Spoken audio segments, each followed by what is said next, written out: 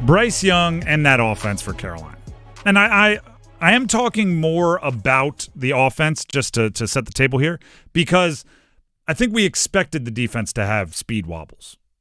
Right, I've talked a lot about how since Dan Morgan and Dave Canales have taken over, they've taken a lot of resources, and instead of spending them on defense, at times they've taken them away from spending on defense to spend on the offense, right? Both first-round picks, receivers. Obviously, Brian Burns was moved, and a lot of that money spent on interior offensive linemen.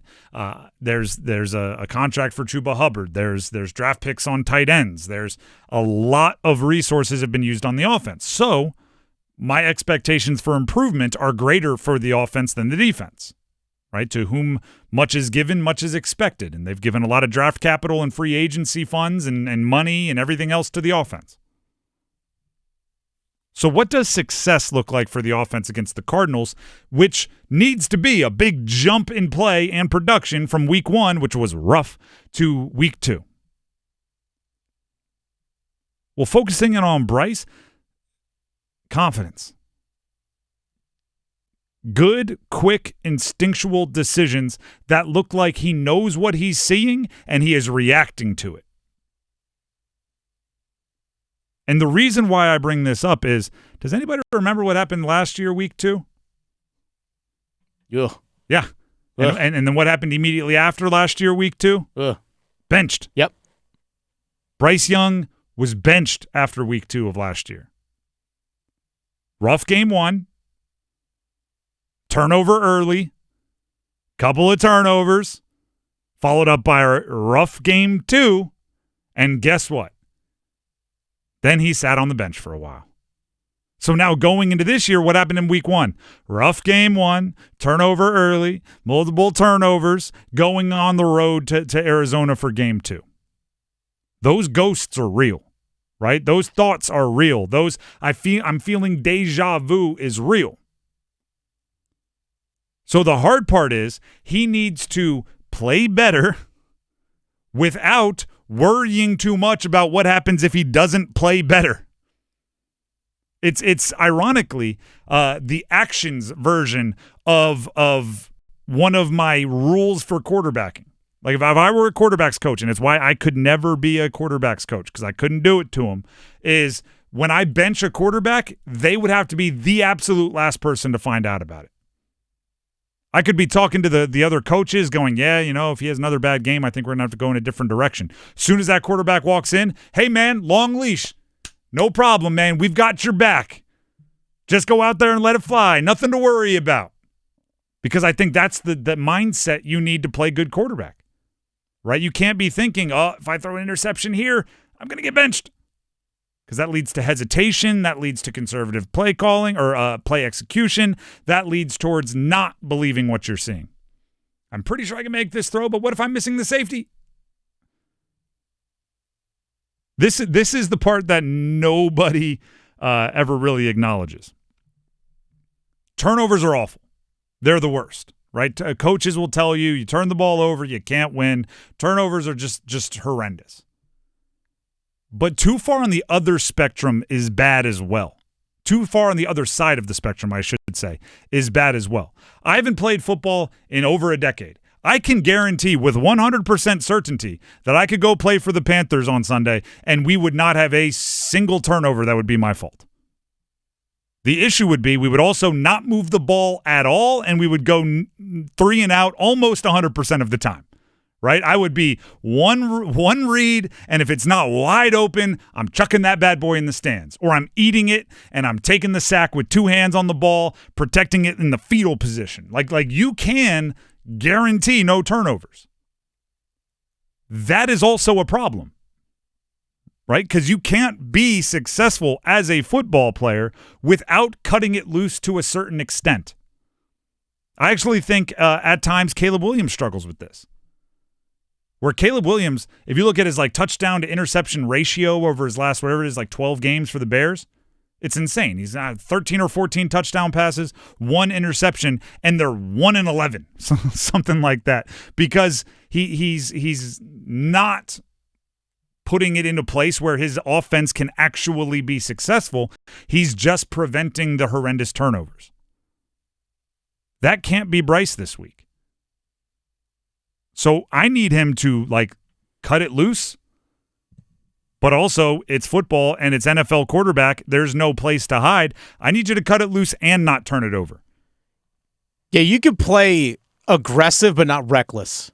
You can play fast but not frantic. There is a difference between the two. I remember when I used to coach lacrosse, it was the same thing I used to tell my players all the time. Look, fast is not frantic.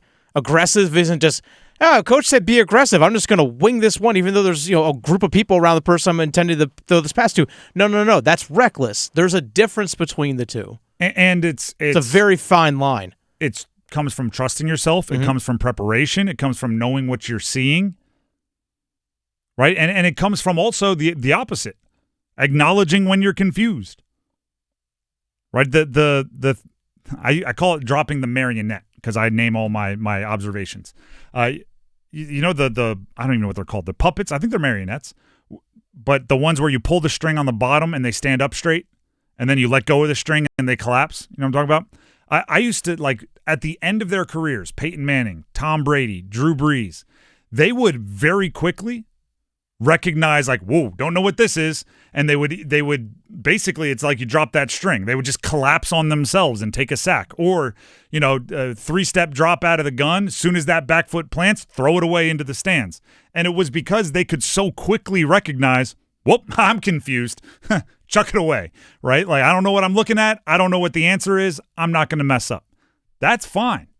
But then also they would drop back a few times and go, I know exactly what this is. I'm going deep. You need both ends of the spectrum. Like I said, you could throw it away every play. Guarantee yourself no interceptions. You're also not going to move the ball. So Bryce Young and this offense, and it also comes from play callers,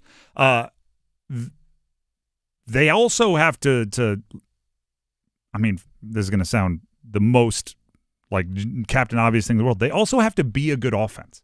Because I was thinking, the question I wanted to answer with this segment, and you guys can all answer this exact question in our YouTube comments if you'd like. You can send it to me on Twitter at Donnelly Sports, YouTube live stream 99.9 The Fan. Search for it. Jump in there with the comments. One of the questions I wanted to answer today was, what is success for Bryce? What does he have to do on Sunday against the Cardinals that would make us come in here on Monday's show and say, heck of a game by Bryce? And my first thought was, my instinct was to say, well, he can't turn the ball over at all. And that's what sparked me on this whole thing of, I actually think that handcuffed him at times last year. In game 2, I bring this example up all the time. The one where he froze. Yep. Froze, 3rd down, froze, pushed him out of field goal range. Just tensed up, and you could see it, everything just went, just tightened. And you either got to cut it loose or throw it away. You got to run. You got to do something. But you could feel him being so afraid of making a mistake that his feet stopped, cement, his upper body motionless, and it was just weird. Remember that second week against the Chargers, the game you're referring to? He didn't throw a pass more than 10 yards downfield. That's literal fact. You still have to play football, right? And when you lose your confidence, that goes away. Right? I talk about hunting completions. I talk about taking the check down as many times as you need to. You still got to look at the route, right? You still have to decide if the check down is the right call. I have no problem with taking the check down every single play if the defense keeps dropping off and you're having success with the check down. Do it over and over and over again. But if there are guys open downfield and they're the first read, the second read, and you are so afraid of making a mistake that you check it down anyway, that's going to be just as detrimental as anything else. So I like the trust that we talk about. Not only Bryce and Bryce within himself, but does Dave Canales trust Bryce? I have very, very, very strong questions about whether that trust is really flowing in either direction. I'm not sure Bryce trusts the play calls coming in. I'm not sure Canales is calling the best plays that he can dream up because he doesn't think Bryce can answer them. He doesn't think Bryce can execute them. So this offense, it's not just about preventing the, oh no, that's a horrendous play. This offense also has to be about chasing the good plays. And the Cardinals, especially when you catch the Cardinals early in the season, their offense is going to make some plays against the Panthers defense. It does seem like they always start like 6-2, and then Kyler gets some nagging injury, and then they finish 8-9. But early in the season, they're good. And if Marvin Harrison Jr. builds off of a solid game that he had in week 1, which could be a part of a breakout sophomore year, which happens a lot with wide receivers, if Trey McBride continues to be as talented and as difficult of a matchup as he's been at tight end, they're going to score. This is not a game where the offense comes in with, hey, as long as we scored 17 points, we got a shot here. This is a game where you go in understanding, hey, we got to count by sevens, right? We got to execute. We got to get to 28, 30-plus points because there's a good chance their offense is going to put that up. So I need Bryce to, like, and it's a lot. Don't get me wrong. Playing quarterback in the NFL is a lot.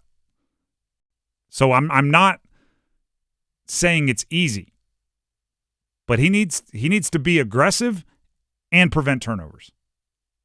He can't just prevent turnovers, and he can't just be wildly and erratically aggressive because obviously that could lead to turnovers. Simple things like if you're going to tuck it and run, don't fumble the ball on a weak hit. Simple things like if you're rolling and you can tuck it and run, don't force it to a player who has a defensive player on his back and breaking hard on the ball. Like simple things. And by the way, not every turnover is the same.